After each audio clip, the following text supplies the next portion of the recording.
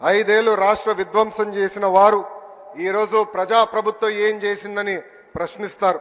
వాళ్ళని నేను సూటిగా కొన్ని సమాధానాలు చెప్పదలుచుకున్నా. ప్రజాప్రభుత్వం వచ్చిన తర్వాత ప్రజలు ఈ రోజు ప్రశాంతంగా ఉంటున్నారు. ప్రజాప్రభుత్వం వచ్చిన తర్వాత ప్రజల ముఖంలో చిరునవ్వు ఈ రోజు కంపడుతుంది. ప్రజాప్రభుత్వం వచ్చిన తర్వాత ప్రజా సంఘాలకు ప్రశ్నించే హక్కు కూడా ఈ రోజు కూటమి ప్రభుత్వం అందించింది. నియంత పాలన నుంచి ప్రజలకి నిజమైన స్వాతంత్రం ఈ రోజు వచ్చింది.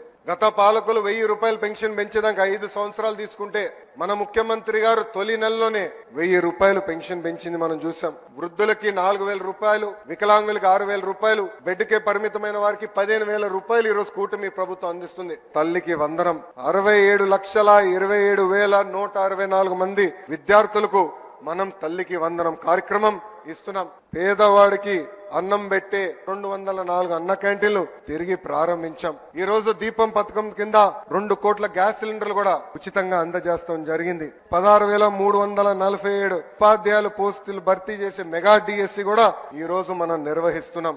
ఈ నెలలోనే అన్నదాత సుఖీ భవ, ఆగస్టు 15కి మహిళలకు ఉచిత బస్ ప్రయాణం,